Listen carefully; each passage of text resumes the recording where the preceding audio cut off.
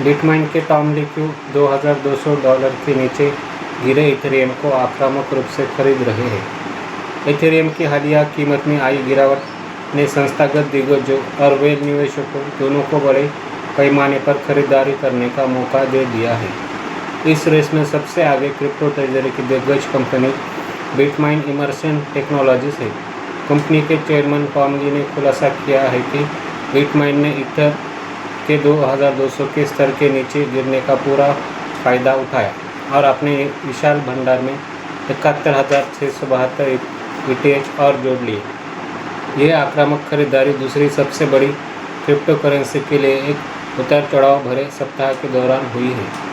Ether ने 7 दिनों की अवधि में लगभग 9% की गिरावट के साथ 2081 और 2341 के बीच एक सीमित दायरे में कारोबार किया है। फिर भी टॉम ली इस व्यापक आर्थिक दबाव को, जो मुख्य रूप से मध्य पूर्व में बढ़ते संघर्षों के कारण तेल की बढ़ती कीमतों से जुड़ा है, एक सुनहरा डिस्काउंट मानते हैं। उसका अनुमान है कि तेल बाजारों में सुधार से अंततः ईथर की कीमतों में रिकवरी होगी।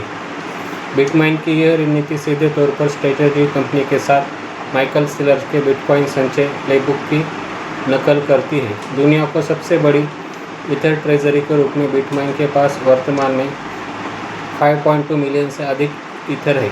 फर्म का अंतिम लक्ष्य 2026 के अंत से पहले इथेरियम की 120.7 मिलियन परिसंचारी आपूर्ति का 5% हासिल करना है। हालांकि इसकी नवीनतम खरीदारी मई को शुरुआत में की गई 26,659 ईथर की हल्की खरीद के बाद हुई है, लेकिन संस्थागत गति अभी भी काफ़ी मजबूत बनी हुई है। इसके अलावा बड़े रिटेल निवेशक भी इस रेस में वापस कूद रहे हैं। Blockchain analytics platform loop on chain ने एक दशक पुराने दिग्गज इथेरियम व्हेल की पहचान की है, जो 1 साल पहले बाजार से पूरी तरह बाहर निकल गया था।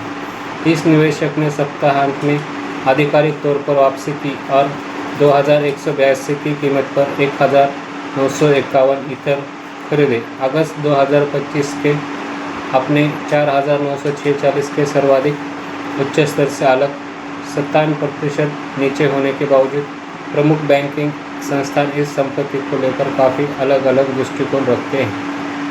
सिटी ग्रुप का अनुमान है कि टोकनाइजेशन की मांग के कारण अगले साल ईथर 3,175 तक पहुंच सकता है और बेहतर स्थिति में ये 4,448 को भी छू सकता है।